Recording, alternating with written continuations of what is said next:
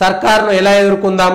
రేపు ఎర్రవెల్లి వ్యవసాయ క్షేత్రంలో బీఆర్ఎస్ శాసనసభాపక్ష భేటీ, ఎమ్మెల్యేలు ఎమ్మెల్సీల సంయుక్త భేటీలో దిశానిర్దేశం చేయనున్న పార్టీ అధినేత కేసీఆర్. కాంగ్రెస్ విజయోత్సవాలకు ధీటుగా బీఆర్ఎస్ కార్యక్రమాలు, కేసీఆర్తో కేటీఆర్ భేటీలో నిర్ణయమట. వాళ్ళిద్దరే భేటీ అవుతారు. మళ్ళా ఇదే మీ కుటుంబము మీ కుటుంబ పార్టీ అని మళ్ళా చేయడం తప్పితే కేసీఆర్తో కేటీఆర్ భేటీ అయిందట. కేసీఆర్తో కేటీఆర్ భేటీ అవ్వడం ఏంది? ఇంకో నలుగురు లేరా? ఎవరు లేరా?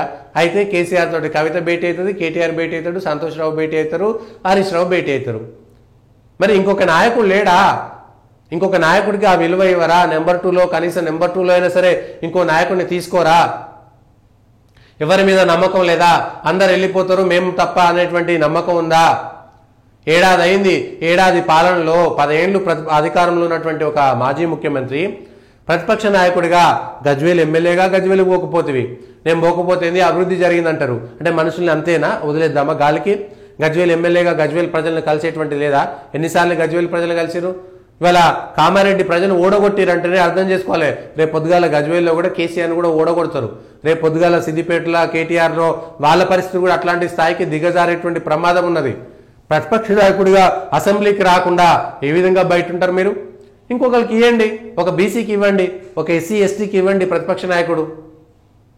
వాళ్ళ మీరు కరీం షేర్కి ప్రతిపక్ష నాయకుడు ఇస్తే వాళ్ళ పార్టీలో ఉండేవాళ్ళు కదా, వెళ్ళిపోకపోతుండే కదా. మీరే ప్రతిపక్ష నాయకుడు ఒక ఎస్సీకి ఇవ్వచ్చు కదా. పోనీ మొదటి నుంచి పార్టీలో ఉన్నటువంటి ఒక బీసీకి ఇవ్వండి, మొదటి నుంచి పార్టీలో ఉన్న ఒక ఎస్సీ ఎస్టీకి ఇవ్వండి. ప్రతిపక్ష నాయకుడు కేసీఆర్ హాయిగా రెస్ట్ తీసుకుంటాడు. టీఆర్ఎస్ భవన్కి రాలేరా? ఇప్పటికైనా రారా? టీఆర్ఎస్ ఆఫీస్కి వచ్చి టీఆర్ఎస్ ఎల్పీలో భేటీ పెట్టుకోలేరా? టీఆర్ఎస్ పార్టీ ఆఫీస్లో భేటీ పెట్టుకోలేరా? పోనీ నేను వదిలేస్తున్నా, ఎమ్మెల్యే కూడా రాజీనామా చేస్తా, అన్ని రాజీనామా చేస్తా, పార్టీ అధ్యక్ష పదవి కూడా రాజీనామా చేస్తా, అయిపోయింది, నేను తెలంగాణ కోసం నా వంతు నేను శ్రమ చేసినా కొట్లాడినా అయిపోయింది, నా కొడుక్కి ఇస్తున్నా, ఓపెన్గా చెప్పండి. అదైనా సరే ఇంకా చాలు, కొత్త తరం వస్తుంది. కొత్త తరం వాళ్ళు ఎప్పటికీ మనమే ఉండం కదా, నేను ఓడిపోయినా కాబట్టి అయిపోయింది, కొత్త తరం వాళ్ళు కొట్లాడతారు. రేవంత్ రెడ్డి ఇంకొక తరం, నేను ఇంకొక తరం కాబట్టి రేవంత్ రెడ్డి తరానికి సంబంధించినటువంటి కేటీఆర్ను హరీష్ రావును ఎవరినో చేసి వదిలేసేయండి. మీ కుటుంబంలో కొట్లాటలు ఉన్నాయా?